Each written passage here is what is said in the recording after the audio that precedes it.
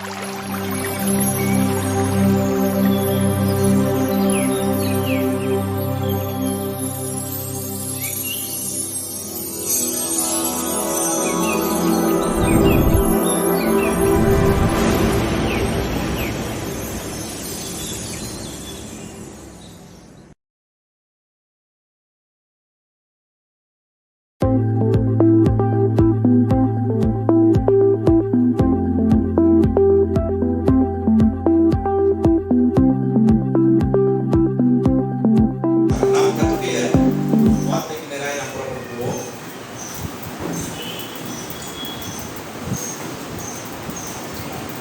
எழுதின சுவிசேஷத்தின் புத்தகம்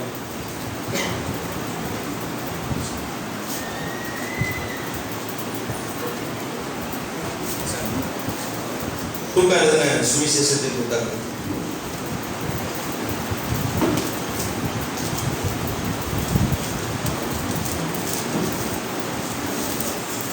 12ஆம் அதிகாரம்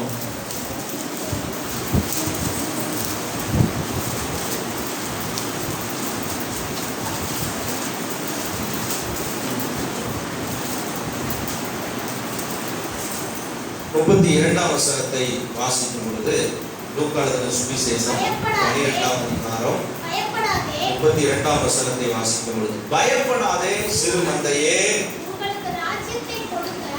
உங்களுக்கு ராஜ்யத்தையே கொடுக்க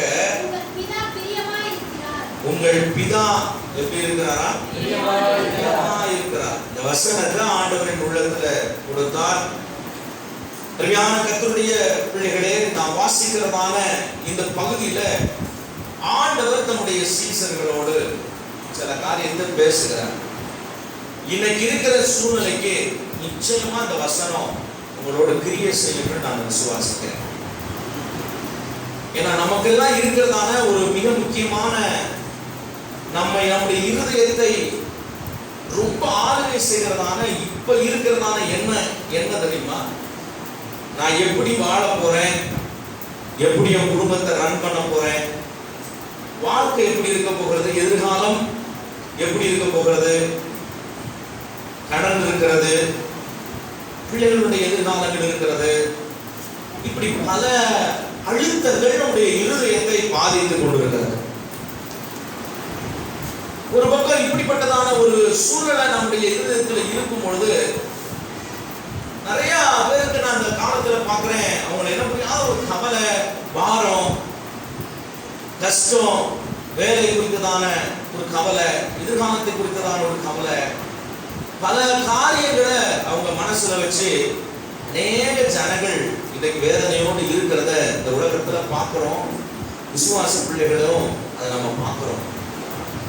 ஆண்டவராகிய தேவன் தம்முடைய சீசர்களுக்கு இந்த குறித்து பேசும் பொழுது அவர் சொல்கிறார், அருமையான சீசர்களே, மிஸ்டர் பேதுரு, உன்னுடைய எதிர்காலத்தை குறித்து நீ கவலைப்படாத.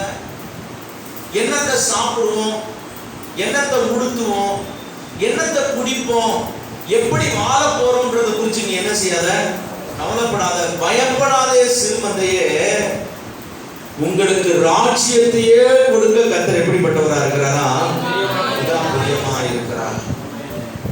ஒரு ராஜ்யத்தையே கர்த்தர் கொடுக்க பிரியமா இருக்கும் பொழுது இந்த பூமியில அற்பமா இருக்கிறதான உடுத்துகிறதற்கும் சாப்பிடுறதற்கும் அடுத்து நான் என்ன செய்ய போகிறேன்றதை குறித்து உலகத்தார் கவலைப்படலாம். விசுவாச பிள்ளைகள், தேவனுடைய பிள்ளைகள் ஒரு நாள் என்ன செய்ய விடாது, கவலைப்படக்கூடாது.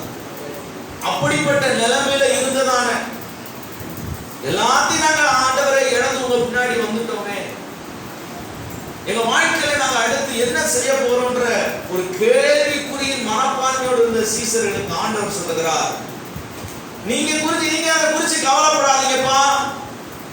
நீங்க அடுத்த வேலை, அடுத்த நாளுக்காக, நாளை தினத்தை குறிச்சு நீங்க ஒரு நாள் கவலைப்படாதீங்க. உங்களுக்கு ராஜ்யத்தையே கர்த்தர் கொடுக்க பிரியமா இருக்கிறார். இன்றைக்கு இந்த காலையில பயப்படாதே சிறுமந்தையே, தேவன் உங்களுக்கு, பிதா உங்களுக்கு ராஜ்யத்தையே கொடுக்க அவர் எப்படிப்பட்டவரா இருக்கிறாரா?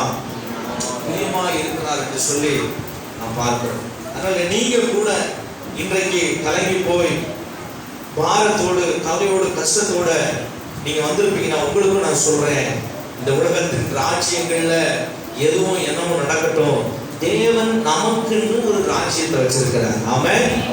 அதற்கு பேர் என்ன தெரியுமா? தேவனுடைய ராஜ்யம். நீங்கள் நானும் தேவனுடைய ராஜ்யத்துக்கு இருக்கிறாங்க. ஒண்ணு ஆண்டவருடைய ராஜ்யத்துக்கு அபிஷேகம் பண்ணப்பட்ட தேவனுடைய பிள்ளைகள் ஆண்டுடைய ராஜ்யத்துல என்ன செய்யறவங்க இருக்கிறவங்க. நம்முடைய இருதயத்தில் ஆண்டுடைய ராஜ்யம் ஸ்தாபிக்கப்பட்டிருக்கிறது. நம்முடைய வாழ்க்கையில ஆண்டுடைய ராஜ்யம் ஸ்தாபிக்கப்பட்டிருக்கிறது. நம்முடைய குடும்பத்திலே ஆண்டவருடைய ராஜ்யம் ஸ்தாபிக்கப்பட்டிருக்கிறது. நீங்களும் நானும் தேவனுடைய ராஜ்யத்தின் பிரஜைகளாக இருக்கிறோம். அந்த ராஜ்யத்தின் ராஜா யாருன்னு கேட்டீங்கன்னா நம்முடைய ராஜாதி ராஜாவாகிய இயேசு கிறிஸ்து. நமக்குள்ள அந்த ராஜ்யம் கிரியை செய்கிறது. நமக்குள்ள தேவனுடைய ராஜ்யம் வேலை செய்கிறது. நமக்குள்ள தேவனாகிய கர்த்தனாகிய ராஜா நம்மை ஆளுகை செய்கிறார். அப்படிப்பட்ட ராஜாதி ராஜாவுடைய ராஜ்யத்துக்குள்ள இருக்கிற நாம இந்த உலகத்துல இருக்கிறோம். நமக்குள்ள இருக்கிற தேவனுடைய ராஜ்யம் நம்முடைய தேவைகளை சந்திக்கும். நம்முடைய காரியங்கள் எல்லாவற்றையும் அவர் பார்த்துக்கொள்ள வல்லவராய் இருக்கிறார். நம்முடைய காரியங்கள் எல்லாவற்றையும் கர்த்தர் பார்த்துக்கொள்ள வல்லவராய் இருக்கிறார். நான் பேசுறது உங்களுக்கு புரியும் நினைக்கிறேன். ஆண்டவராய் இயேசு கிறிஸ்து சீசர்களுக்கு அததான் சொல்றாரு, நீங்க இந்த உலகத்துல இருக்கீங்கப்பா, ஆனா நீங்க யாருன்னு கேட்டீங்கன்னா தேவனுடைய ராஜ்யத்துக்கு உரியவர்கள். தேவனுடைய ராஜ்யம் உங்களுக்குள்ள என்ன செய்யப்பட போகிறது? ஸ்தாபிக்கப்பட போகிறது. நான் இந்த இந்திய நாட்டினுடைய பிரஜைனா இந்திய கவர்மெண்ட் என்ன வாய்ப்புகள் வசதிகள் எல்லாம் கொடுத்திருக்கிறதோ அத்தனையும் நான் என்ன செய்யலாம்? அனுபவிக்கலாமா? அனுபவிக்கலாம். ஆக பரலோகத்தின் தேவன் பரலோக ராஜ்யத்தை ஸ்தாபித்து, நல்ல கவனமா கவனிங்க, அருமையான சத்தியம். பரலோகத்தின் தேவன் பரலோகத்தில் அவருடைய ராஜ்யத்தை ஸ்தாபித்து அதனுடைய விரிவாக்க பணியை எங்க வச்சாருன்னு கேட்டீங்கன்னா இந்த உலகத்துல பூமியில கத்த வச்சிருக்கிறார். இந்த சத்தியத்தை நீங்க நல்லா புரிஞ்சுக்கணும். பரலோகத்துல தேவனுடைய பரலோக ராஜ்யத்தை ஆண்டவர் ஸ்தாபித்து அதனுடைய விரிவாக்க பணி எங்க இருக்குன்னு சொன்னா இந்த பூமியில கர்த்தர் ஸ்தாபித்திருக்கிறார். உலகம் ஆதாமின் கரத்தில் கொடுக்கப்பட்ட இந்த உலகத்தை பிசாசானவன் அவனை தந்திரமாய் ஏமாற்றி அவனிடத்தில் என்ன செய்தான்? துடுங்கினான். ஆனால் கல்வாரியிலே நமக்காக மரித்து அடக்கம் பண்ணப்பட்டு மூன்றாம் நாள் உயிரோடு எழுந்த இயேசு பிசாசின் கிரிகளை அழித்து அவருடைய கரத்தில் இருக்கிறதான ஜனங்களை பிடுங்கி அவர்களுக்குள்ளே அவருடைய ராஜ்யத்தை ஸ்தாபித்து வைத்திருக்கிறார். நீங்களும் நானும் தேவனுடைய ராஜ்யத்தின் பிள்ளைகள். ஆக பரலோக ராஜ்யத்திலே அவர் அதை அமைத்து விட்டு அவர் இந்த பூமியிலே அவருடைய தேவ ராஜ்யத்தை எஸ்டாப்லிஷ் பண்ணி இருக்கிறார். ஹல்லேலூயா. நல்ல சத்தியத்தை புரிஞ்சுக்கோங்க. உங்களை ரட்சித்து ஆண்டவர் எங்க கொண்டு வந்து வச்சிருக்கிறாரோ அவருடைய ராஜ்யத்துக்குள்ள வச்சிருக்கிறார். உங்க இருதயத்துல உங்க வாழ்க்கையில தேவனுடைய ராஜ்யம் உங்களுக்குள்ள காணப்படுகிறது. அதனாலதான் சீசர்கிட்ட சொன்னார், உம்முடைய ராஜ்யம் வருவதாக என்று பிரசங்கித்தார். பரலோகத்தில் உம்முடைய சித்தம் செய்யப்படுகிறது போல பூலோகத்தில் உம்முடைய சித்தம் செய்யப்படுவதாக. அப்ப பரலோக ராஜ்யத்தினுடைய மாதிரி எங்க இருக்குன்னா இந்த பூமியில நமக்குள்ள என்ன செய்யுது? காணப்படுது. சரி, அப்ப இந்த தேவ ராஜ்யம் எப்படிப்பட்டதுன்னு சொல்லி நாம பார்க்க முடியாது. கண்களால நேரடியா பார்க்க முடியாது. மெட்டீரியலா இல்ல. செல்போன் அப்படின்னு சொன்னா இந்த செல்போனை கண்ணில் பார்க்கலாம். ஆனா தேவனுடைய ராஜ்யத்தை கண்ணால பார்க்க முடியாது. இன்விசிபிள், காணக்கூடாத ஒரு தேவனுடைய ராஜ்யம் நமக்குள்ள கிரியை செய்து கொண்டிருக்கிறது. அதுக்குள்ள நாம வாழ்ந்து கொண்டிருக்கிறோம். அது நமக்குள்ள இருக்கிறது. இப்படிப்பட்ட தேவனுடைய ராஜ்யம் எப்படிப்பட்டது என்று சொல்லி பரலோக ராஜ்யத்தை குறித்து ஆண்டவர் நம்மிடம் பேசியிருக்கிறார். அப்ப பரலோக ராஜ்யம் எப்படிப்பட்டதுன்னு தெரிஞ்சாதான் உங்களுக்குள்ள கிரியை செய்கிற உங்களுக்குள்ள இருக்கிற தேவ ராஜ்யம் எப்படிப்பட்டதுன்னு உங்களுக்கு என்ன செய்யும்? புரியும். அப்ப பரலோக ராஜ்யம் எப்படிப்பட்டது? பரலோக ராஜ்யத்தின் ராஜாதி ராஜாவாக தேவன் இருக்கிறார். பரலோக ராஜ்யத்தில் மகிமை இருக்கிறது. பரலோக ராஜ்யத்தில் துதி இருக்கிறது. பரலோக ராஜ்யத்தில் பரிசுத்தம் இருக்கிறது. பரலோக ராஜ்யத்தில் துக்கம் இல்லை. பரலோக ராஜ்யத்தில் அழுகை இல்லை. பரலோக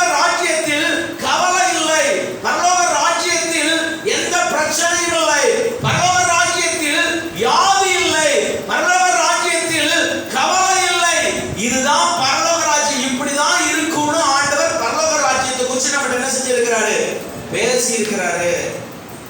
அப்படிப்பட்ட மகிமை நிறைந்த, அப்படிப்பட்ட வல்லமை நிறைந்த, பரிசுத்தம் நிறைந்த அப்படி ஒரு மாதிரி தான் பரலோகம் என்று, ராஜ்யம் என்று நமக்கு சொல்லி இருக்கிறார். இப்ப அந்த பரலோக ராஜ்யத்தினுடைய விரிவாக்கம் தேவனுடைய ராஜ்யமாக உங்களுக்குள்ள இருக்குமானால், தேவ ராஜ்யம் உங்களுக்குள்ள எப்படி கிரியை செய்யும்னு கேட்டா, அது மகிமை நிறைந்ததாய், துதி நிறைந்ததாய், வல்லமை நிறைந்ததாய், பரிசுத்தம் நிறைந்ததாய், கண்ணீர், கவலைகள், போராட்டங்கள் இவைகள் எல்லாம் இல்லாத ஒரு சந்தோஷமும் சமாதானமும் மகிழ்ச்சியும் நிறைந்ததுதான் பரலோக ராஜ்யம். அப்ப அதனுடைய விரிவாக்கமாகிய தேவ ராஜ்யம் உங்களுக்குள்ள இருந்தா, உங்களுக்குள்ள என்ன இருக்கணும்? தேவனை குறித்ததான துதி, மகிமை, பரிசுத்தம், வல்லமை, கவலை இல்லாத வாழ்க்கை, கண்ணீர் இல்லாத வாழ்க்கை, பிரச்சனை இல்லாத வாழ்க்கை, போராட்டம் இல்லாத வாழ்க்கை, இதெல்லாம் உங்களுக்குள்ள கொண்டு வருகிறது தான் தேவனுடைய ராஜ்யம். அப்போ ஒருவனுக்குள்ள தேவனுடைய ராஜ்யம் இருந்தால், ஒருவன் தேவனுடைய ராஜ்யத்துக்குள்ள வருவானால், அவனுக்கு தேவன் கொடுக்கிற ஆசீர்வாதம் என்ன? பரிசுத்தம், வல்லமை, துதி, அபிஷேகம், கவலை இல்லாத வாழ்க்கை, கண்ணீர் இல்லாத வாழ்க்கை, போராட்டம் இல்லாத வாழ்க்கை, துக்கம் இல்லாத வாழ்க்கை, எப்போதும் மகிழ்ச்சி, சந்தோஷம், சமாதானம், தெய்வீக பிரசன்னம், இவைகள் எல்லாம் அதற்கு சம்பந்தப்பட்டது. இப்போ உங்களுக்குள்ள தேவ ராஜ்யம் கிரியை செய்யும்னா, உங்களுக்குள்ள தேவ ராஜ்யம் கிரியை செய்யும்னா, பரலோக ராஜ்யம் எப்படி இருக்குது? அது எப்படிப்பட்டது சொல்லுங்க? மகிமை நிறைந்தது, வல்லமை நிறைந்தது, பரிசுத்தமானது, கவலை அங்க கிடையாது, அங்க கண்ணீர் கிடையாது, அங்க துக்கம் கிடையாது, அங்க வியாதி, அங்க மரணம் கிடையாது. இதுதான் அந்த மாடல். இப்ப அந்த பரலோக ராஜ்யத்தினுடைய விரிவாக்கமாகிய தேவ ராஜ்யம் உங்களுக்குள்ள இருக்குமானால், இது அத்தனை உங்களுக்குள்ள என்ன செய்யணும்? வேலை செய்யணும் பிரதர். வேலை செய்யல, வேலை செய்யலன்னா தேவராஜ்யத்திற்கு மிஸ்டேக் இருக்குன்னு அர்த்தம். உங்களுக்குள்ள ஆண்டவர் அதை தான் சொல்றாரு. என்னத்தை உண்மோம், என்னத்தை குடிப்போம், அதை பண்ணுவோமா, இதை பண்ணுவோமா, சேர்த்து வைக்கலையா, அப்படி பண்ணலையா, இப்படி பண்ணலையா, ஒண்ணுமே நீ திங்க் பண்ணாதப்பா. தேவ ராஜ்யத்துக்குரிய நீ எல்லாத்தையும் நான் உனக்கு கொடுத்துருக்கிறேன். ஆமென். அப்ப தேவ ராஜ்யத்துக்குரிய தேவனுடைய பிள்ளைகள் உலகத்துல கொரோனா வந்தாங்க, பஞ்சம் வந்தாங்க, கஷ்டம் வந்தாங்க, எதை குறிச்சு கவலைப்படாதீங்க. உங்களுக்குள்ள தேவ ராஜ்யம் இருக்கிறது. அது உங்களை பத்திரமா காத்துக்கொள்ளும், உங்களை ஆசீர்வாதமா காத்துக்கொள்ளும், உங்களை அற்புதமா காத்துக்கொள்ளும். நீங்க கவலைப்படுறது அந்த உலக வாழ்க்கையை குறிச்சு கவலைப்படாதீங்க. நான் இந்த தேவ ராஜ்யத்துக்குள்ள எப்படி வாழணும் அப்படின்றத குறிச்சு கவலைப்படுங்க.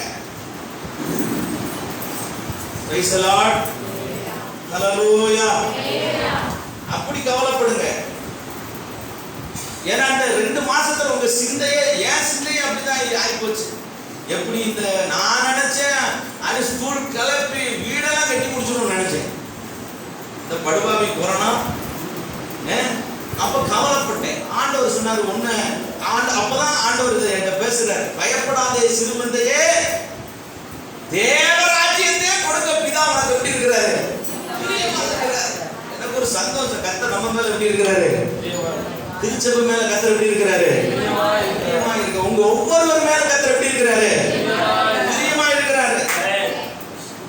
உங்களுக்குள்ள தேவன் அந்த அபிஷேகத்தை வச்சிருக்கிறாரு. தேவ ராஜ்யத்துக்குரிய அபிஷேகத்தை வச்சிருக்கிறாரு. அதை குறிச்சு சிந்திங்க, அதை குறிச்சு யோசிங்க. நான் யாரு? தேவ ராஜ்யத்துக்குரியவன். இந்த உலகத்துல கவலை இருக்கலாம், கண்ணீர் இருக்கலாம், போராட்டம் இருக்கலாம், மரணம் இருக்கலாம், எது இருக்கலாம். ஆனா எனக்கோ, நான் தேவ ராஜ்யத்துக்குள்ள இருக்கிறவனுக்கு கண்ணீரோ, கவலையோ, போராட்டமோ, மரணமோ, எதுவோ என்னமோ நிரந்தரமானது இல்ல. சத்தமா ஒரு அல்லேலூயா சொல்லுங்க வாங்க. ஹல்லேலூயா. ஆமென். இப்படி சிந்திச்சா உங்களுக்கு தேவனோட கொஞ்ச நேரம் பேசணும், அவரோட கொஞ்ச நேரம் உறவாடணும், அவரோட கொஞ்ச நேரம் இருக்கணும்ன்ற ஆசை உங்களுக்கு என்ன செய்யும்? வரும். இந்த கொரோனா டைம்ல நிறைய பேர் பின்மாற்றத்துக்குள்ள போயிருக்கலாம். தேவனையே தேடாம இருக்கலாம், சிலர் மறந்து கூட என்ன செஞ்சிருக்கலாம், போயிருக்கலாம். ஆனா நீங்களும் நானும் தேவ ராஜ்யத்துக்குரியவர்கள். அவருடைய ராஜ்யம் எனக்குள்ள உங்களுக்குள்ள என்ன செய்கிறது? கிரியை செய்கிறது. லூக்கா 12:31 அதுதான் ஆண்டவர் சொல்றாரு. நீங்கள் தேவனுடைய ராஜ்யத்தை தேடுங்கள், அப்பொழுது இவைகள் எல்லாம் உங்களுக்கு என்ன செய்யப்படும்? கூட கொடுக்கப்படும். அப்ப பக்கத்துல உங்களை பார்த்து சொல்லுங்க, எல்லாம் உனக்கு ஆண்டவர் தருவார். கையை பிடிச்சு சொல்லாதீங்க. சொல்லுங்க. எல்லாவற்றையும் ஆண்டவர்களுக்கு சொந்த பக்கத்துல பார்த்து சும்மா சொல்லு. நான் சொல்றேன்னு சொல்லாதீங்க, நீங்க தான் சொல்லுங்க. மனசார எல்லாமே ஆண்டவர்கள் தருவார். காசு, பணம், அப்புறம் பருப்பு, சீனி, வேற என்ன, பால், முட்டை எல்லாம் ஆண்டவரோட. நீங்க யாரு? உங்க தேவைகளை சந்திக்கிறது கர்த்தர். ஆனா நீங்க என்ன செய்யணும்னா என்ன செய்யுங்க, தேடுனா போதும். ராஜா முகத்தையே பார்த்துக்கிட்டு இருக்கிறவனுக்கு, அரசவையில ராஜா முகத்தையே பார்த்துக்கிட்டு இருக்கிறவனுக்கு ஏதாவது கவலை இருக்குமா? எந்த கவலையும் இருக்காது. ஏன்னா அவனுடைய எல்லாத்தையும் யார் பார்த்துக்கிறது? ராஜா பார்த்துக்கிறார். உன் வேலை என்னன்னா 24 மணி நேரம் என்னென்ன செஞ்சுக்கிட்டு இருக்கணும் பார்த்துட்டு. இந்த ராஜ்யத்துடைய ராஜாதி ராஜா இயேசு கிறிஸ்து, அவர் குறைவுகளை நிறைவாக்குகிறவர், தேவைகளை சந்திக்கிறவர், இல்லாதவைகளை கூட இருக்கிறவைகளாக அவர் மாற்றுகிறவர், ஒன்றுமில்லாதவைகளிலிருந்து ஒன்றை உருவாக்குகிற தெய்வம். சர்வ அண்ட சராசரங்களை படைத்த தேவன் உனக்காக எதை செய்யாம விடுவாரா? நீ வேண்டிக் கொள்கிற, நீ ஜெபிக்கிற, நீ கண்ணீர் விட்டு அழுகிற, கதறுகிற எல்லா காரியத்துக்காக உனக்கு அற்புதங்களை செய்ய முடியுமாங்களே, உனக்கு செய்ய முடியுமாங்களே. ஹல்லேலூயா. உலக கவலைகளினாலே நாம பாரப்பட்டு என்ன செய்யக்கூடாது, சோர்ந்து போயிடக்கூடாது. பிசாசானவன் ரொம்ப தந்திரம் உள்ளவன் இல்லையா? அவன் ஆண்டவர்கிட்டயே வாழாட்டினவே நம்மள விடுவானா? ஆண்டவர் என்ன செஞ்சாங்க தெரியுமா? மத்திய சுவிசேஷத்தின் புத்தகம் 8ஆம் அதிகாரம் 9ஆம் வசனத்தை பார்த்தீங்கன்னா, பிசாசு அவரை, மறுபடியும் பிசாசு இயேசு கிறிஸ்துவை மிகவும் உயர்ந்த மலையின் மேல் கொண்டு போய் உலகத்தின் சகல ராஜ்யங்களையும் அவைகளின் மகிமையையும் அவருக்கு என்ன செய்தானா? காண்பித்தான். சூப்பர்ல. இயேசு கிறிஸ்துவை கொண்டு போய் சாதாரண மலையில மிகவும் உயர்ந்த மலையில கொண்டு போய் நிறுத்தி என்ன செய்தானா? உலகத்தின் சகல ராஜ்யம் என்ன பாருங்க, நீங்க குறிப்பிடத்துக்கெல்லாம் நீங்க பிரசங்க என்ன பாருங்க, உலகத்தின் சகல ராஜ்யங்களை என்ன செய்தான்? காண்பித்தான். யார்கிட்ட காமிக்கிறான்? உங்கள்கிட்ட காமிக்கிறான்ல. என்ன சொல்லுங்க, என்ன பேச மாட்டேங்கிறீங்க? உங்கள்கிட்ட காமிக்கிறானா? பாரு, அவன் 2 வீடு கட்டிட்டான், நீ இன்னும் ஒரு வீட்டுல தான் என்ன செய்ய உட்கார்ந்துட்டு இருக்க. காமிக்கிறானா காமிக்கலையா? நான் சொல்றதுக்கு நீங்க பதில் சொல்லுங்க. காமிக்கிறானா காமிக்கலையா? அப்ப உங்களுக்கு என்ன ஆகி போகுது? ஆமா, என்ன செய்ய, அன்னையோட நீங்க என்ன செஞ்சிருவீங்க? சோறுது முடக்கி தலாணி எல்லாம் குடிச்சு படுத்து என்ன செஞ்சிருவீங்க? அதோட உறங்கிடும். அந்த கனவோட இனி நாம வாழ்க்கையில அப்புறம் அப்படியே காமிப்பான். உனக்கு பின்னாடி கல்யாணம் முடிச்சு வந்தவன் பா எப்படி போயிட்டு இருக்காங்க, நீ இப்படி இருக்க அப்படின்னா காமிக்கிறானா காமிக்கலையா? என்னதை காமிக்கா? உலகத்தினுடைய சகல காரியத்தை யார் காமிக்கிறது? காமிக்கிறான்ல. அவன் அப்படி ஆயிட்டா இப்படி ஆயிட்டா, நீ காலம் முழுவதும் இப்படியே தான் என்ன செய்யணும், இருக்கணும். இப்படியே காமிச்சு காமிச்சு காமிச்சு உங்களை மட்டை அடிக்க வைக்கிறான் பிசாசு. இயேசு கிறிஸ்துவிடத்துல பிசாசு கொண்டு போய் காமிச்சான். யாரு படைச்சது? கர்த்தர் படைச்ச ராஜ்யத்தையே அவர்கிட்டே கொண்டு போய் காமிக்கிறான். சகல ராஜ்யங்களை நான் என்ன செய்றேன்? உனக்கு தரேன். நீ என் காலில் மட்டும் விழுந்து பணிஞ்சா சகல ராஜ்யத்தை உனக்கு என்ன செய்றேன்? இயேசு கிறிஸ்து என்ன சொன்னாரு? பிசாசே, நான் கொஞ்சம் ஆளுக்கு செய்றேன் அப்படியே சொன்னாரு. அவர் என்ன சொன்னாரு? அப்பாலே போ சாத்தானே. நீங்க அப்படி சொல்றீங்களா? சில நேரத்துல உலகத்தை உங்களுக்கு அப்படியே காமிப்பான். பாரு சூப்பரா இருக்கு அப்படின்னு காமிப்பான். முதல்ல காமிப்பான், அப்புறம் சொல்லுவான் அனுபவி அனுபவி ராஜா அப்படின்பான். அதை நீங்க பார்த்து அதில் மயங்குவீர்களானால் தேவனுடைய ராஜ்யம் கண்ணீர் இல்லாத, கவலை இல்லாத, துக்கம் இல்லாத, மரணம் இல்லாத, வல்லமை நிறைந்த, மகிமை நிறைந்த ராஜ்யத்தை நீங்க இழந்து போவீங்க. அவர் சொன்னார், அப்பா இப்போ நீங்க சொல்ல முடியுதா? நீங்க சொல்ல முடியுதா? நீங்க சொல்லி பழகணும். உங்களுக்குள்ள கவலையை கொண்டு வருவான். அவன் எல்லாம் இப்படி பிழைக்கிறான் பாரு, நீ மண்ணா கிடைக்க. அப்பாலே போ. நம்மளை பிழைக்க விட்டுக்கிறவர் கர்த்தர். ஒரு நாள் பார்த்தா அவன் இருக்க மாட்டான், நீ இருப்ப. ஏன்னா உனக்குள்ள தேவ ராஜ்யம் என்ன செய்கிறது?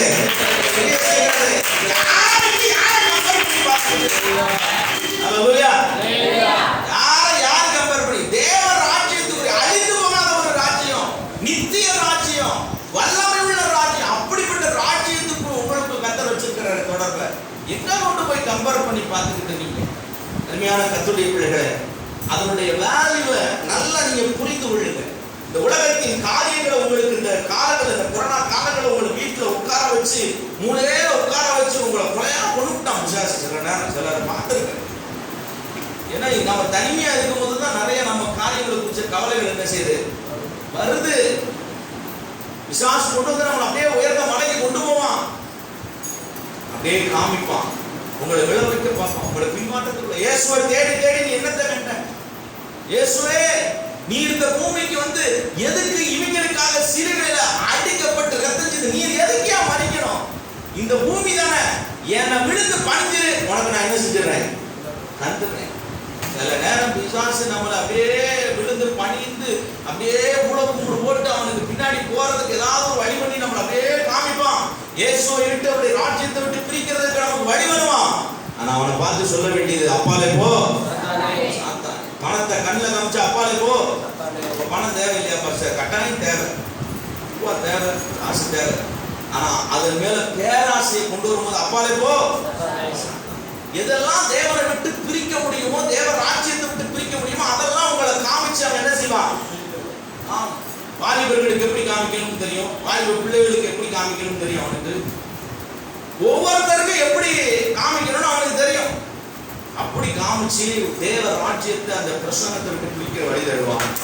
இந்த உலகத்துல இருக்கிறதான இந்த காரியங்களை நீங்க ஒரு நாளும் நினைத்து அற்புதமான தேவ ராஜ்யத்தை என்ன செஞ்சிடாதீங்க, கடந்துக்கிறாதீங்க. ஹல்லேலூயா. அதனாலதான் பவுல் சொல்றார், இந்த உலகத்துல நீங்க யாருன்னு கேட்டீங்கன்னா அந்நியரும் பரதேசியுமா இருக்கிறீர்கள். எப்படி இருக்கிறீங்க இந்த உலகத்துல? இங்கிலீஷ்ல ஃபாரினர்ஸ் அப்படின்னு போட்டிருக்கு. ஃபாரினர்ஸ், நீங்க பரலோகத்தின் குடிமக்கள்.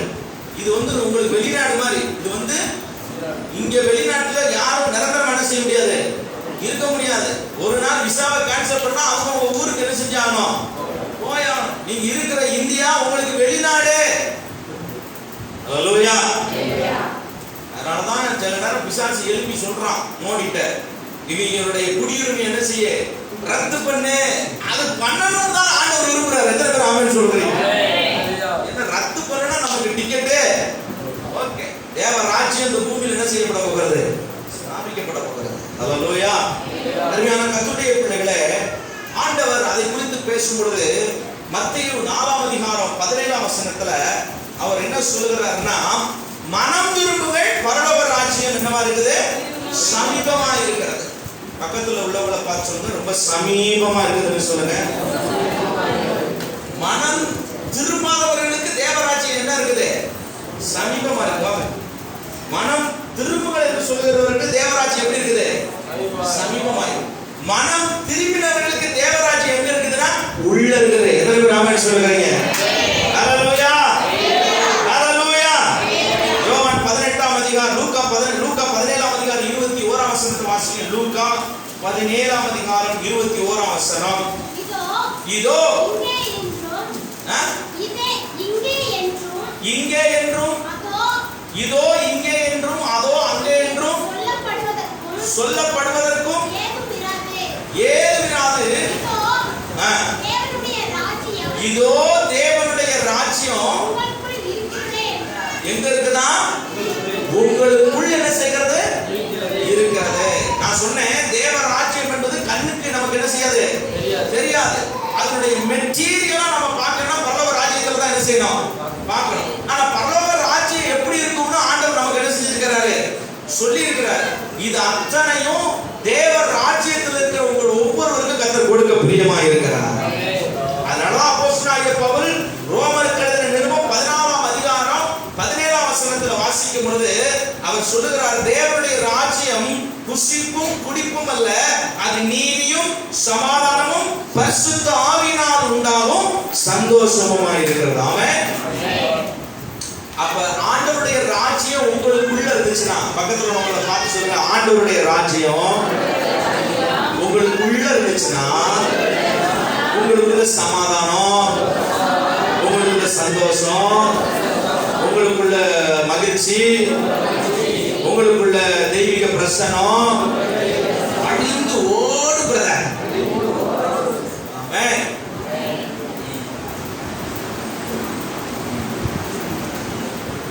தேவராஜ்யம் எப்படிப்பட்டதுன்னு பவுல் சொல்றாங்க.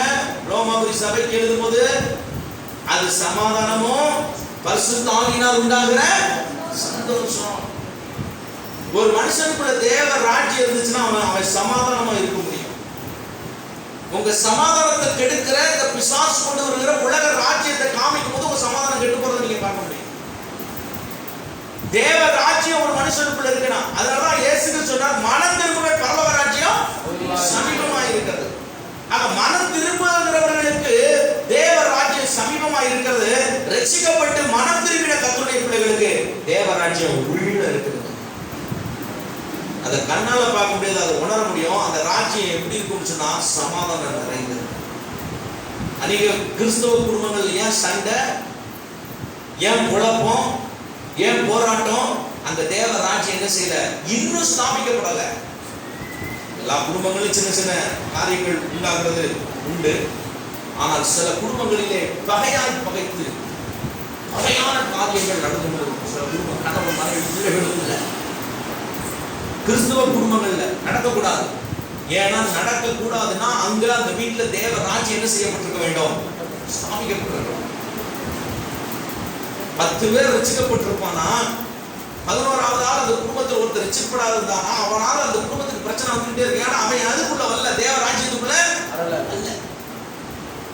ஆக மனம் திரும்பி ரட்சிக்கப்பட்ட தேவனுடைய பிள்ளைகளே, தேவ ராஜ்யம் உங்களுக்குள்ள இருக்கிறதுனால தேவன் அந்த ராஜ்யத்தின் பிள்ளைகளுக்கு கொடுக்கிற ஆசீர்வாதம் என்னது, சமாதானம், சந்தோஷம். கையை உயர்த்தி ஒரு அல்லேலூயா சொல்லுங்க பார்க்கலாம்.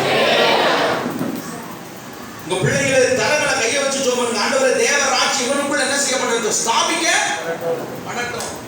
தேவ ராஜ்யம் இந்த பிள்ளைக்குள்ள என்ன செய்யப்படட்டும், ஸ்தாபிக்கப்படட்டும். தேவ ராஜ்யம் புருஷனுக்குள்ள மனைவிக்குள்ள ஸ்தாபிக்கப்படட்டும். தேவ ராஜ்யம் உங்களுக்குள்ள ஸ்தாபித்தாச்சுன்னா இனம் புரியாத தேவ சமாதானம், தேவனுடைய சந்தோஷம் அவங்களை நிரப்ப ஆரம்பிச்சிடும். தேவ ராஜ்யம் எந்த பிள்ளைகளுக்குள்ள ஸ்தாபிக்கப்பட்டிருக்கிறதோ அவங்களுக்கு கவலை எல்லாம் ஒரு மேட்டை கிடையாது, பறந்து போகும். துக்கங்கள் சந்தோஷமாய் மாறிக்கிட்டே இருக்கும். கண்ணீர்கள், கவலைகள், போராட்டங்கள் எல்லாம் மாறும். ஏன் தேவ ராஜ்யத்தை ஸ்தாபிக்கப்பட்ட பிள்ளைங்க ஏன் அநேக பிரச்சனைகளுக்கு, அநேக போராட்டங்களுக்கு, அநேக காரியங்களுக்கு அவங்க எப்போதுமே சந்தோஷமா இருக்கிறது காரணம் அவங்களுக்குள்ள ராஜாதி ராஜா தேவனாகிய கர்த்தர் ஆளுகை செய்கிறதுனால தான். அந்த பரிசுத்த ஆவியானவர் ஒரு சமாதானத்தை, சந்தோஷத்தை கொடுத்துக்கிட்டே இருப்பான். ஹல்லேலூயா. அதனால தேவனுடைய ராஜ்யத்தை குறித்து சிலருக்கு அதனுடைய மதிப்பு தெரியாதனால ஆண்டவர் ஊமைகளாகவே நிறைய பேசியிருக்கிறார்.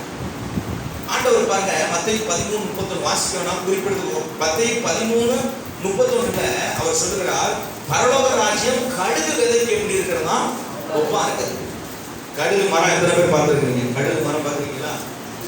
கடுகு மரமா செடியா? நீங்க பார்த்தது செடி.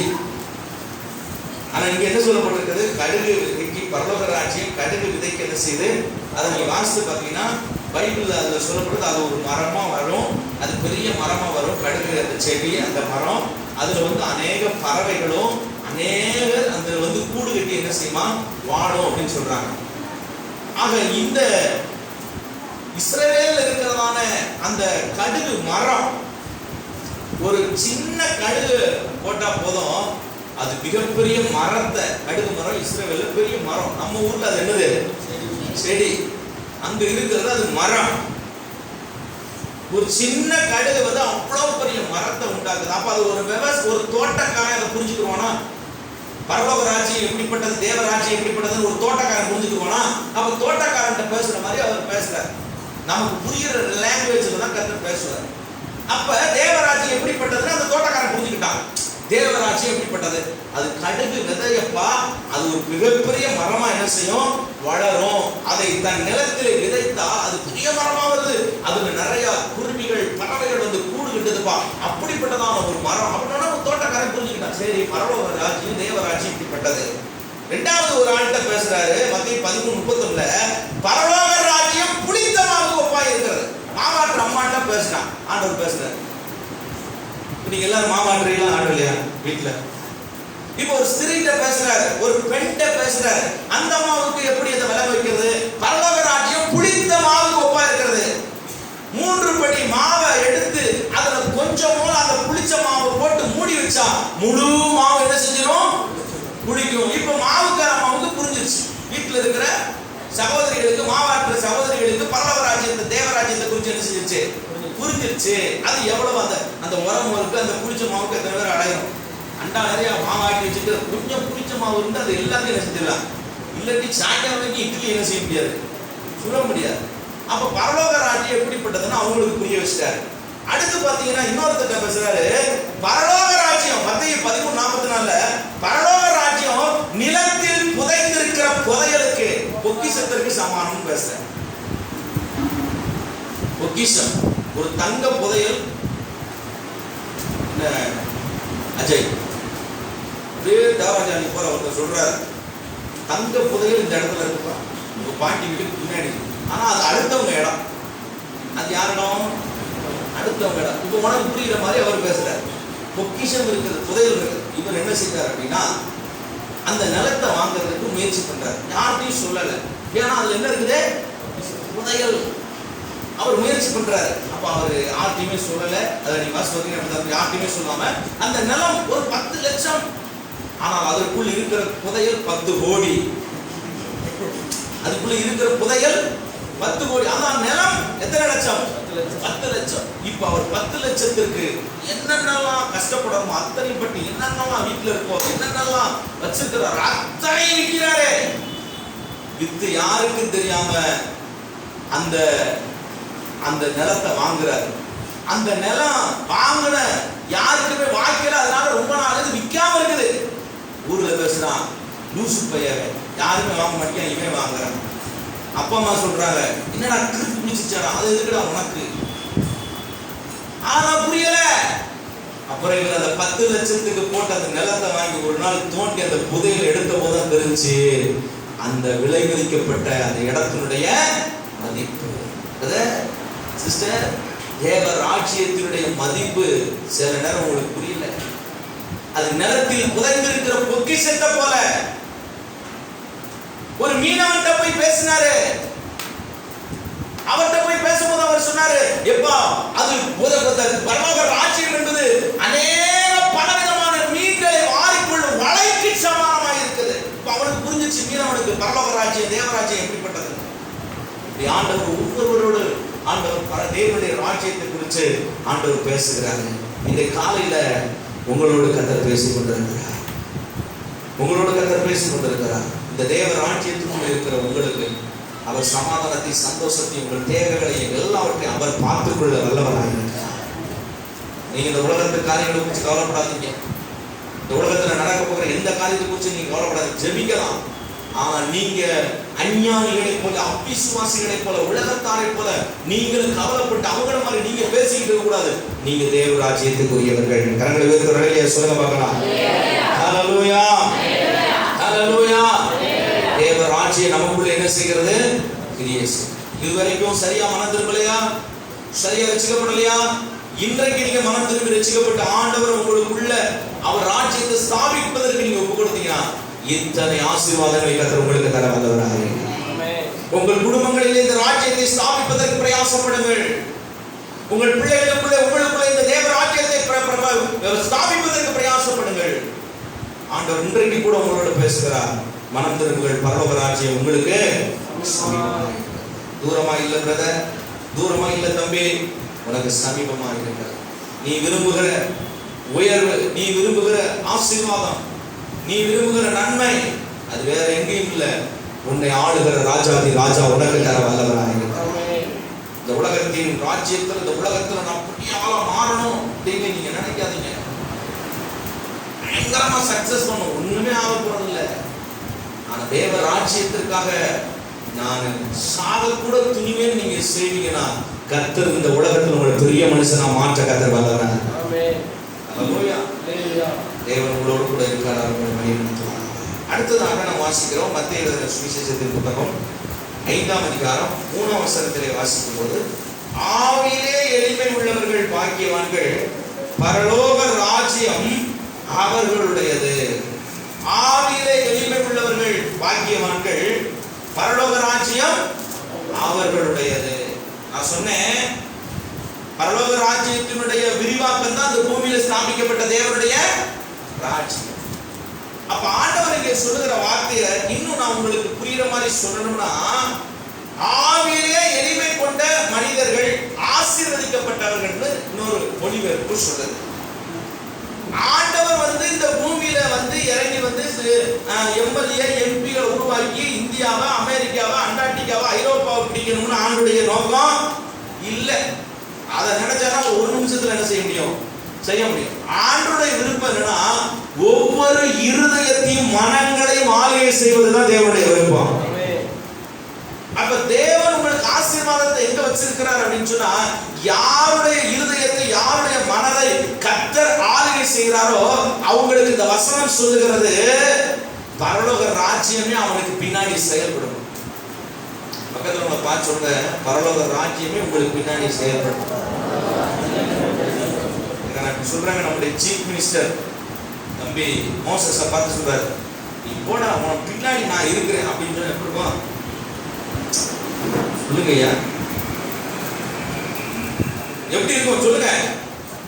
சீஃப் மினிஸ்டர், நம்ம தமிழ்நாடு சீஃப் மினிஸ்டர் மோசஸ் உன்னை பார்த்து சொல்றாரு, தம்பி நீ போ, உனக்கு பின்னாடி நான் என்ன செய்றேன், நான் இருக்கிறேன் அப்படின்னு சொன்னா தமிழ்நாடு கவர்மெண்டே என் பின்னாடி தான்டா. சொல்லுவோமா சொல்ல மாட்டோமா?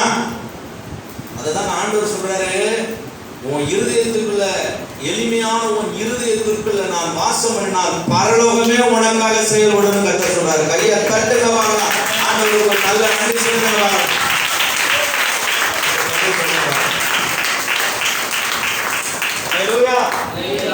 யாரும் 7 மணிக்கு வரணும்னு தூக்க மயக்கத்தில் உட்காந்துருக்கீங்க.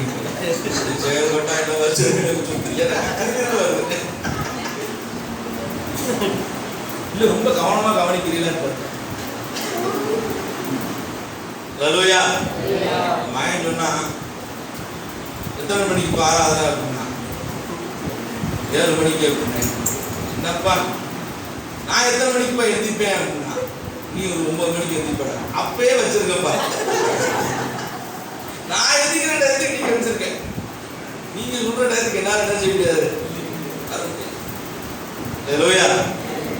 7 மணிக்கு வந்து நீங்கள் பாக்கியவான்கள், கர்த்தர் உங்களை என்ன செய்வார், ஆசீர்வதிப்பார். அதனால பரலோகம் இன்னொரு வேதாகமம் மொழிபெயர்ப்பு அப்படிதான் சொல்லுகிறது, உங்கள் இருதயங்களிலே அவர் வாசம் பண்ணுவார், பரலோக ராஜ்யமே உங்களுக்காக என்ன செய்யுமா, செயல்படும். எங்களை உயர்த்துற வேலையா சொல்லுங்க. ஆண்டவர் ராஜ்யமே உங்களுக்கு முன்னதாக செயல்பட நீங்க எதை குறிச்சு என்ன செய்ய தேவையில்ல. உங்களுக்கு எதிராக எத்தனை பிசாசு செலுக்கி வரட்டுமே, அவர் ஆயிரமான சேனைகள் உள்ள தூதர்கள் அவர் என்ன செய்யறாரு, வச்சிருக்கிறாரு. உங்களுக்காக எத்தனை பேர் யுத்தம் பண்ணி வரட்டுமே, அவர் ஒரு வழியாய் வருகிறவனை 7 வழியாய் விரட்டி அடிக்க அவர் வல்லமிழவராக இருக்கிறார். நீங்க பயப்படாதீங்க, அது அப்படியாயிரு இப்படியாயிரு நான் அப்படியாயிரு பண்ணி அதெல்லாம் ஒண்ணு நீங்க ஆக மாட்டீங்க. காரணம் பரலோகமே உங்க பின்னாடி என்ன செய்யுது, செயல்படுது. அதனாலதான் இயேசு சொன்னார், முதலாவது நீ என்ன தேடு, நீங்க எல்லாமே உனக்கு என்ன செய்வது கூட கொடுக்கப்படும். அதுதான் லூக்கா எழுதின சுவிசேஷம் 17:21 அதுதான் வாசம். அவர் உனக்குள்ள என்ன செய்வாரா, வாசம் பண்ணுகிறார், உங்களுக்குள்ளே இருக்கிறார். அதனால இந்த உலகத்துல ஆண்டவர் அவருடைய ராஜ்யத்தை எப்படி ஸ்தாபிக்கிறாருன்னு சொன்னா, மனுஷர்களுடைய இருதயங்களை ஸ்தாபிக்கிறாரு. அவர் இந்த பூமியில வந்து இந்தியாவுக்கு பிரதமர் ஆகணுமோ இல்ல உலக நாடுகள்லாம் ஒண்ணு சேர்ந்தோம்னா அவர் வந்து ராஜ்யத்தை அதெல்லாம் மேட்டர் கிடையாது அவருக்கு. அல்லேலூயா, ஆமென். அவருடைய விருப்பம் என்னன்னா, பரலோகத்துல எப்படி இருக்குதோ அதை போல இந்த பூமியில மனுஷருக்குள்ள நான் அந்த ராஜ்யத்தை என்ன செய்யணும், கொண்டு வரணும். இங்கிலாந்து தேசம் இல்ல பிரிட்டிஷ் பேரரசு அநேக நாடுகளை பிடிச்ச பொழுது அது என்ன நினைச்சுன்னா, என் தேசம் எப்படி இருக்குதோ அதை போல நாங்க போய் நாங்க பிடிக்கிறதான தேசம் பிரபுக்களை அனுப்பி வச்சுச்சு. வெலிங்டன் பிரபு, நிறைய பிரபுக்கள் என்ன செஞ்சாங்க, அனுப்பி வச்சு தேசங்களை பிடிக்கும்போது என் தேசத்துல எப்படி இருக்கோ அதே மாதிரி நான் போய் பிடிக்கிற தேசத்தெல்லாம் என்ன செய்யணும், மாத்தணும். நான் நீங்க கவனிக்கிறீங்கன்னு நினைக்கிறேன். நான் ஒரு எக்ஸாம்பிளா சொல்றேன். இங்கிலாந்து தேசத்துல வந்து இல்ல பிரிட்டிஷ் பேரரசு இங்க வந்து பிடிக்கும் பொழுது என்ன நடந்துச்சு அப்படின்னா, என் தேசம் எப்படி இருக்குதோ அதை போல இந்தியாவை என்ன செய்யணும், மாத்தணும். அதனாலதான் இந்தியாவிலேயும் ரயில் வண்டி ஓடுறதுக்கு அவன் என்ன செஞ்சான், ஆமா தண்டவாளம் போட்டு ரயில் வண்டி என்ன செஞ்சான், இயக்கணும். என்னன்னா இங்கிலாந்து எப்படி இருக்குதோ அதை போல இந்தியாவை என்ன செய்யணும், இருக்கணும். அதை போலதான் பரலோகம் எப்படி இருக்குதோ, பரலோக ராஜ்யம் எப்படி இருக்குதோ அப்படியே பூமியில இருக்கிறதால உங்களுக்குள்ளே ஸ்தாபிக்கப்படுகிற தேவ ராஜ்யத்துக்குரியவர்கள் உங்களையும் தேவனோட மாற்ற வல்லவராக இருக்கிறார்.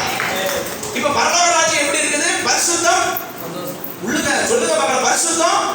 அப்ப தேவ ராஜ்யம் உங்களுக்குள்ள என்ன இருக்கணும், அதை ஆண்டவர் சீசர்களுக்கு சொல்லி கொடுத்தார், உம்முடைய ராஜ்யம் என்ன செய்வதாக வருவதாக, பரலோகத்தில் உம்முடைய சித்தம் செய்யப்படுவது போல எங்களுக்குரிய உம்முடைய சித்தம் என்ன செய்யப்படட்டும். பரலோக மகிமை இருந்தது, தேவ ராஜ்யமாய் உங்களுக்குள்ள என்ன இருக்கணும்? மகிமை. அது எப்படி இருக்கிறதோ அப்படியே உங்களை மாற்றுவதற்கு தான் உங்கள் இருதயங்களை கொள்ளை கொண்டே ஆண்டவர் இந்த காலங்களிலே உங்களோடு பேசிக் கொண்டிருக்கிறார். ஹல்லேலூயா, ஹல்லேலூயா. நீ ஒரு மகிமை நிறைந்த பாத்திரம், நீ ஒரு வல்லமை நிறைந்த பாத்திரம், நீங்க ஒரு அற்புதமான பாத்திரம், நீங்க ஒரு ஆச்சரியமான பாத்திரம். நீங்க தேவ ராஜ்யம் உங்களுக்குள்ள கிரியை செய்கிறது. ராஜாதி ராஜா உங்களுக்குள்ள இருக்கிறாரு. அந்த வேல்யூவை, அந்த மதிப்பை நீங்க புரிந்து கொண்டு வாழ வேண்டும் என்றுதான் அந்த காலங்களில் கர்த்தர் உங்களோடு பேசிட்டு இருக்கிறார். கர்த்தருடைய பிள்ளைகளே, ஆவியிலே எளிமை உள்ளவர்கள் பாக்கியவான்கள், பரலோக ராஜ்யம், பரலோகமே உங்களுக்காக செயல்பட்டுனா கொஞ்சம் காரியத்துக்காக நீங்க ஏங்கி பரிதவிக்க வேண்டிய அவசியம். தேவைகளை சந்திக்கிறவர் நம்மோடு கூட இருக்கிறார். கொரோனாவில் நிறைய பேர் நீங்க கவலைப்படுறீங்க, நம்ம தேவைகளை எப்படி என்னெல்லாம் ஒருத்தர் கூட எண்ணி பார்க்கலாம். நானும் கதவை பார்த்தேன், வாசல் அதான் வருவாங்க அப்படின்னு சொல்லி. அவரும் ஒருத்தர் கூட எட்டி பார்க்க விடல. அவர் ஏன்னா நம்மள போஷிக்கிறவர் யாருதான்? அவர். அதனால நான் ஒரு நாள் நான் சோம் பண்ணேன், ஆண்டவரே என்ன ஆண்டவரே, ஒரு பிள்ளைய கூட நம்மளை பார்க்க வரமாட்டேங்கிறவரே அப்படின்னு. அவர் சொன்னாரு, நீதாண்ட தகப்பன், பிள்ளைகளை போய் என்ன செய்யும் பாரு அப்படின்னு சொன்னாரு. என்ன செய்ய பாரு, என் பிள்ளைங்க கஷ்டப்படுறாங்க அப்படின்னு சொன்னாரு. நான் என்ன செய்யணும் ஆண்டவரே, சிலருக்குலாம் நீ சில உதவி செய்யணும். ஐயோ காசு இல்லையா ஆண்டவரே. நான் சொல்லிட்டு, ஆண்டவரே ஏதாவது இருந்தா என்ன செய்யுங்க, இதுதான் இப்படிதான் காங்கிரிகேஷன், ஏதாவது இருந்தால் போட்டு எடுக்க ஆண்டவரே அப்படின்ட்டு வெளியில் சேரை போட்டு உட்காந்தேன். செல்வம் பிரதர் வந்தாரு, அவர் உட்கார்ந்தாரு. நானும் சேர் உள்ள சொல்லிட்டு வெளியில சேர போட்டு உட்காந்துருக்கிறேன். ஒரு போன் வருது, பாஸ்டர் ஐயா எப்படி இருக்கிறீங்க? சொல்லு தம்பி. அவன் இப்ப சென்னையில ஈவில எலக்ட்ரிக் போர்ட்ல நல்ல ஒரு பதவியில் இருக்கிறாரு.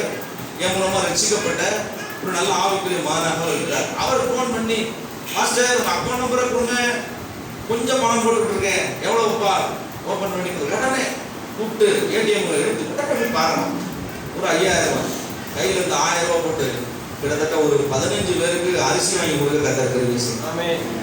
அதனால தேவ ராஜ்யம் நமக்காக எல்லா வேலையும் செய்யும். சில நேரம் இதை நான் சொல்றது இல்லை, ஏன்னா நீங்க கொடுக்கறத நிப்பாட்டி பாஸ்டர் எல்லாம் வசதியா இருக்காரு போல. தசமா நீங்க கொடுத்தா கத்தர் உங்களை ஆசீர்வதிப்பாரு.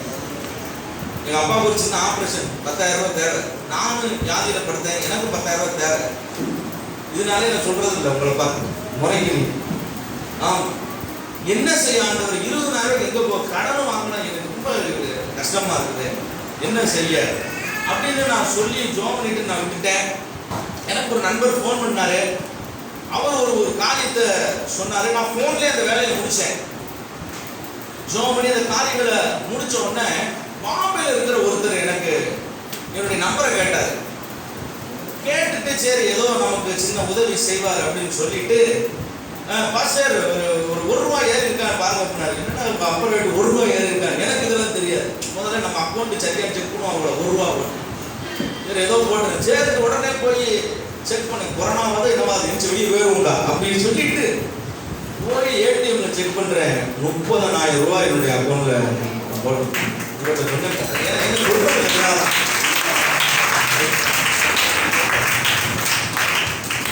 ஏன்னா என் ஆண்டவரை பத்தி, என்னை பத்தி ஆண்டவருக்கு தெரியும். இவன்கிட்ட கொடுத்தா இவன் நிறைய பேருக்கு என்ன செய்வான், கொடுப்பான் அப்படின்னு தெரியும். அதனாலதான் கொடுக்குறாரு, இல்லை கொடுக்க மாட்டார்.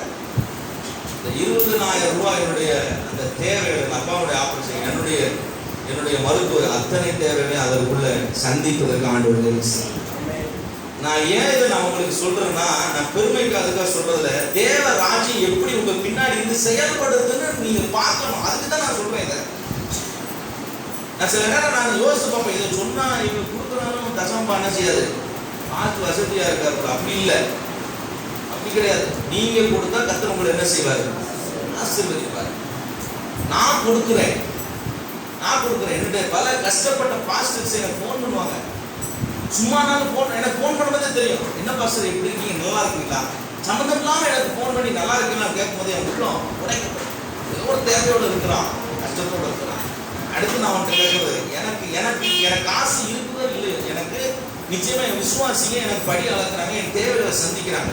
ஆனா எங்கேயோ ஒரு கிராமத்துல மூலையில ஏதோ சந்திக்கப்படாத ஒரு பரிதவிப்பு குரல், அந்த குரல் என்பதை நான் அறிந்து கொண்டு அநேக இந்த காலங்களில் நான் உதவி செய்கிறேன். உண்மையான கர்த்தருடைய பிள்ளைகளே, நம்முடைய திருச்சபை என்பது சாதாரணமானதல்ல.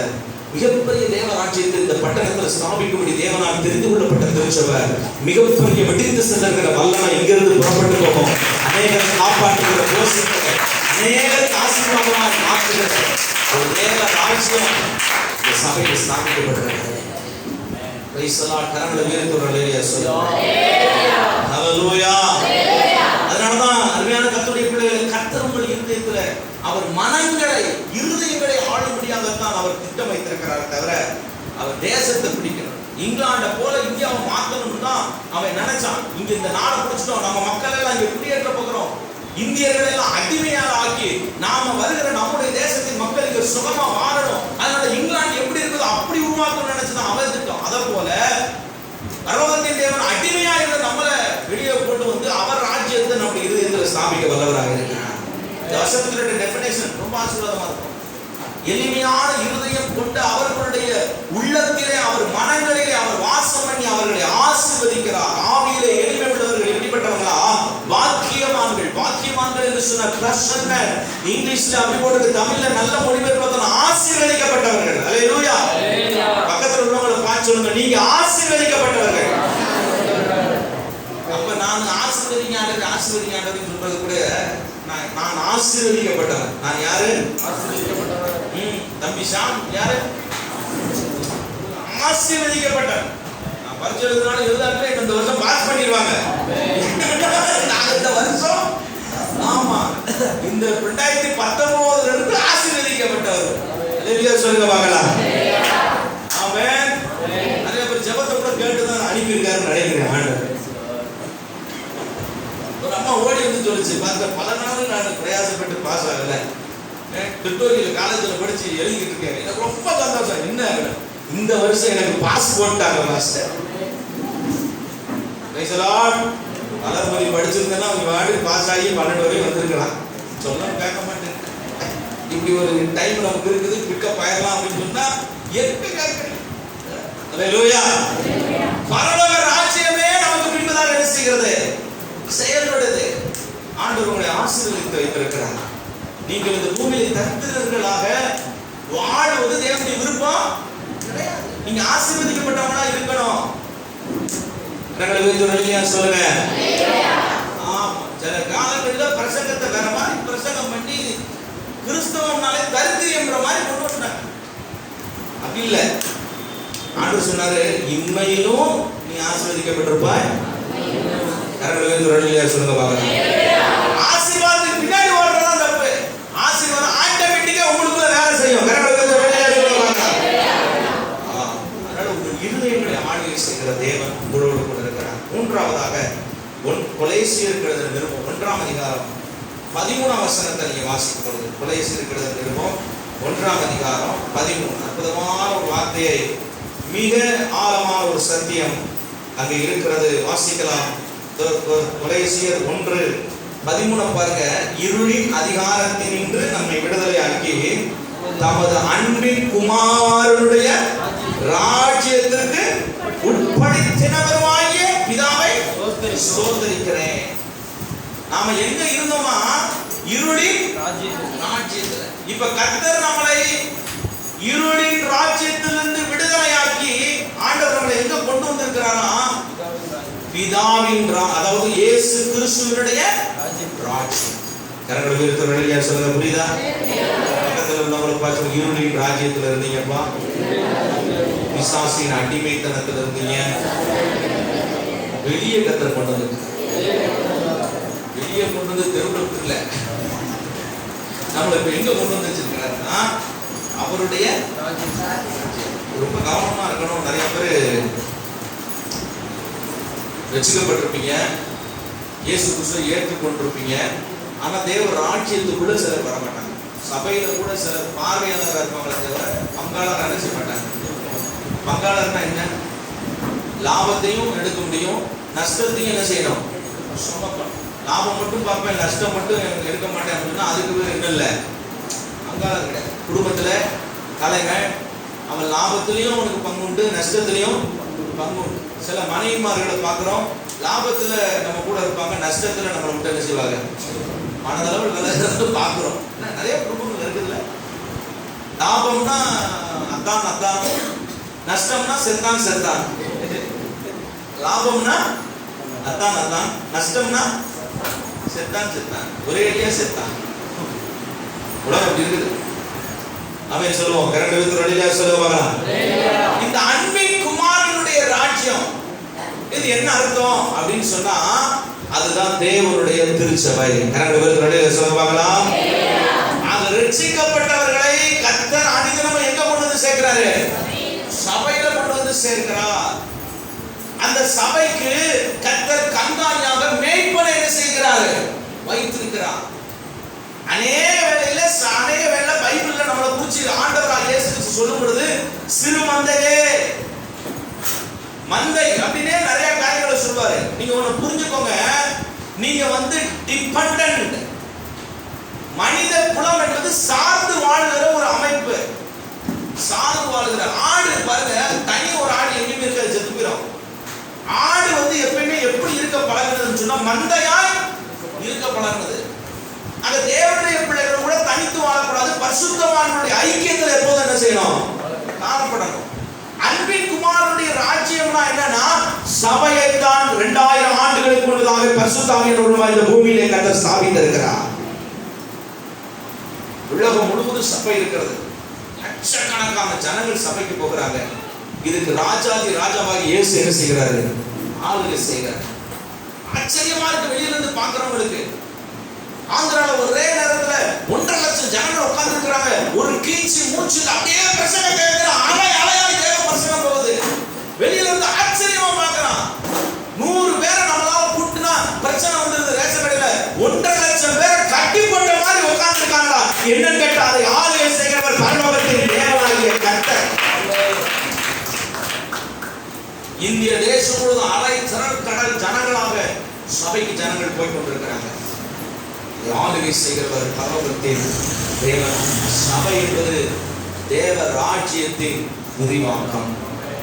அதனாலதான் இயேசு கிறிஸ்து உயிர்த்தெழுந்ததற்கு முன்பதாக 40 நாட்கள் அவருடைய தேவனுடைய ராஜ்யத்தை குறித்து என்ன செய்தார்? விவரித்து பேசினார் அப்படின்னு சொல்லி அப்போஸ்தலனாகிய நடவடிக்கைகள் 1ஆவது அதிகாரத்தில் என்ன செய்ய முடியும்? பார்க்க முடியும்.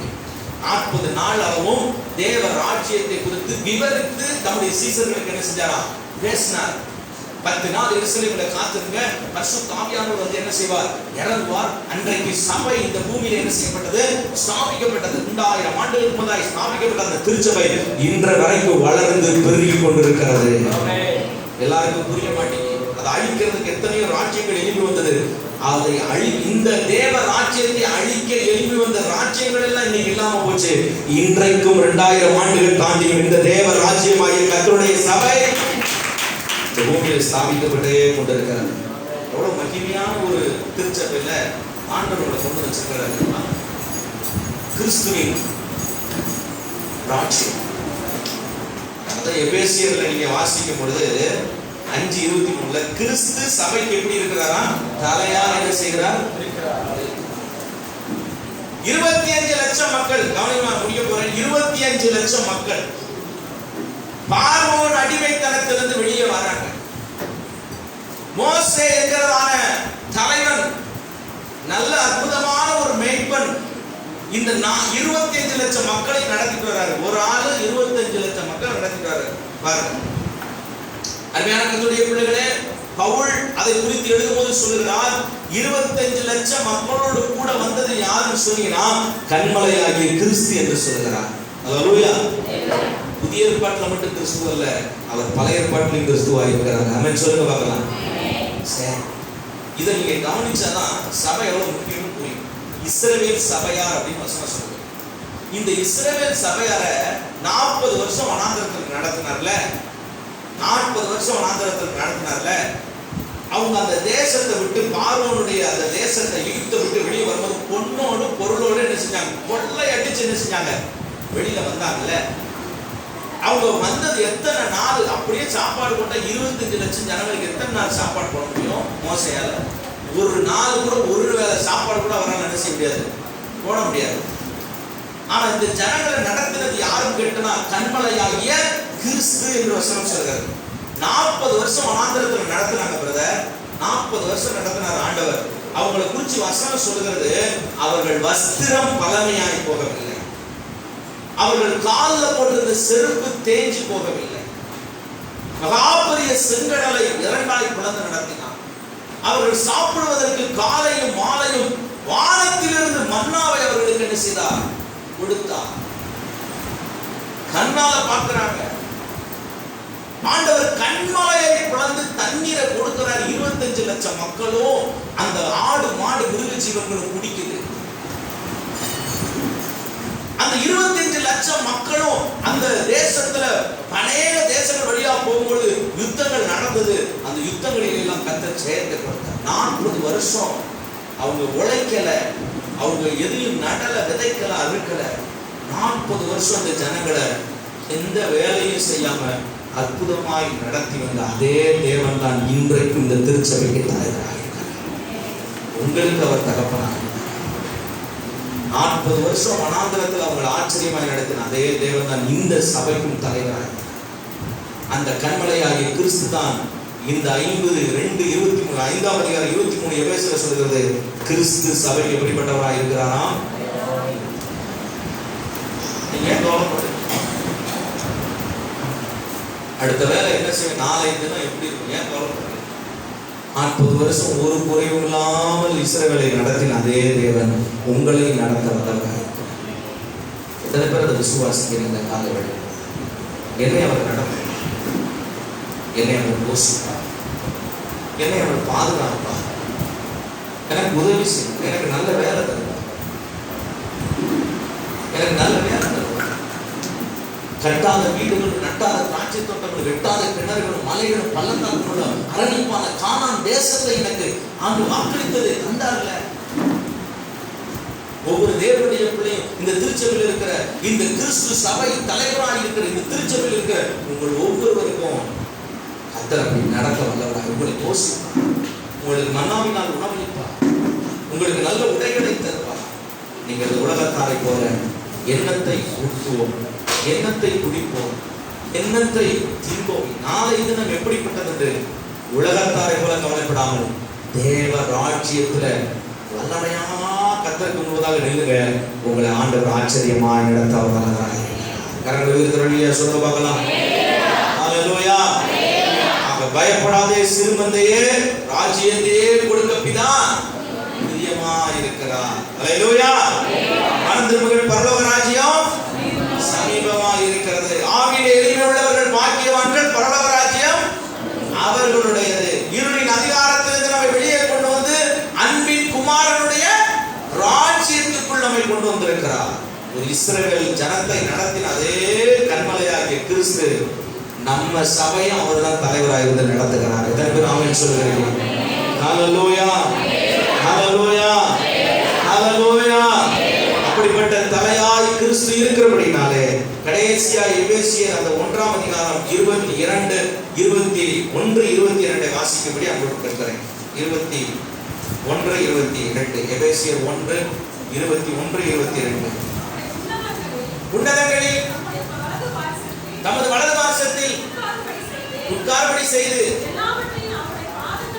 எல்லாவற்றையும் அவர் பாதங்களுக்கு கீழ்ப்படுத்தி எல்லாவற்றையும், சூப்பரான அந்த வசனத்தை வாசிப்பாங்க எல்லாரும், எல்லாவற்றையும் எல்லாவற்றாலும் நிரப்புகிறவருடைய நிறைவான, குறைவான இல்ல, நிறைவான சரீரமாகிய எதுங்க சத்தமா சபைக்கு தந்தருளினார். கரங்களை தட்டி ஆண்டவரை நல்லா மகிமைப்படுத்த பார்க்கலாம்.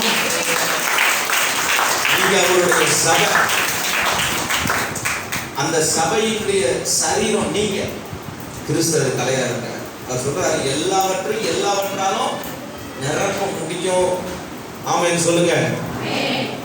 கரங்களை ஊதி சத்தமா அல்லேலூயா சொல்லுங்க. உங்க வீட்டில் இருக்கிறதான வெறுமையை ஆண்டவரால் என்ன செய்ய முடியும்? ஆண்டவரால் நிரப்ப முடியும். உங்க வீட்டில் இருக்கிற இல்லாமையை கூட கர்த்தரால் மாற்ற முடியும். ஏன்னா உங்களுக்கு தலை யாரு? எல்லாவற்றையும் எல்லாவற்றாலும் நிரப்புகிறார். ஒரு குடும்பத்தினுடைய தலை புருஷன், ஒரு புருஷனுடைய தலை கிறிஸ்து. ஒரு புருஷனுடைய தலை என்னது? கிறிஸ்து. எங்க அம்மா சொன்னாங்க, ஏய் என்ன பெண்களுக்கு 1000 ரூபாய் என்ன செய்ய போறாங்க?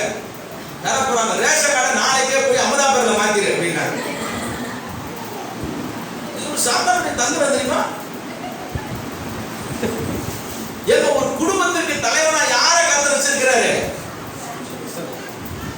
புருஷன். ஒரு குடும்பத்துக்கு தலை யாரு? புருஷன். புருஷனுக்கு தலை யாரு? கிறிஸ்து. நீங்க யாரும் இப்படி மாத்திக்கிட்டு இருக்காதீங்க. நம்ம தலையெழுத்து மாறி போகும் பார்த்துக்கோங்க. அப்படியே மாத்திக்கிட்டு இருக்காதீங்க. ரேஷன் கார்டுல யாரு பேர் தான், யாரு போட்டா தான் இருக்கணும்? யாரு போட்டா இருக்கணும்? நம்ம போட்டா என்ன செய்யணும்? இருக்கணும். அது ஒரு ஆசீர்வாதம். தேவன் வச்சிருந்த அமைப்பு அது. அப்ப இந்த குடும்பத்திற்கு தலை புருஷன், புருஷனுக்கு தலை கிறிஸ்து. ரேஷன் கார்டுக்கு தலை 1000 ரூபாய்க்காத ஒரு தலை ஆத்திராதிய. அல்லேலூயா சொல்லுங்க. அதனால நிறைவாகிய அவருடைய சரீரமாகிய சபைக்கு எல்லாத்தையும் தந்திருக்கிறார். அதனால இனி எத்தனை கொரோனா வந்தாலும் சரி, எத்தனை காரியம், எதை குறிச்சு கவலைப்படாதீங்க. பரலோகமே உங்களுக்காக செயல்படுகிறது. அல்லேலூயா. திருச்சபையில நல்லா இருக்கணும், ஸ்ட்ராங்கா இருக்கணும். நல்ல மெய்ப்பனுக்கு கீழே நன்றாக நாம் இருக்கும் பொழுது நம்மை நடத்த வல்லவராக இருக்கிறார். அதனால இப்படிப்பட்ட சத்தியங்களிலே நீங்கள் தொடர்ந்து வளருங்கள். கர்த்தரை ஆசீர்வதிப்பார். கண்களை மூடி நாம் ஜெபிப்போம். பரலோக பிதாவே, இதனால காலைவேளைக்காக ஸ்தோத்திரம். அந்த ஒவ்வொருவரையும் ஆசீர்வதிங்க. அவர்களுடைய எல்லா தேவைகளையும் ஆண்டவர் சந்திப்பினாக. இருதயத்தின் மனநிலைகளே நீர் மாற்றினதற்காக ஸ்தோத்திரம். சிந்தனைகளை கர்த்தர் மாற்றினதற்காக ஸ்தோத்திரம். தங்கள் வாழ்க்கையை இந்த நேரத்தில் அவர்கள் தேவ ராஜ்யத்திற்குள்ளே தங்களை ஒப்பு கொடுத்து செயல்படுவதற்கு கர்த்தர் பிள்ளைகளுக்கு உதவி செய்வீராக.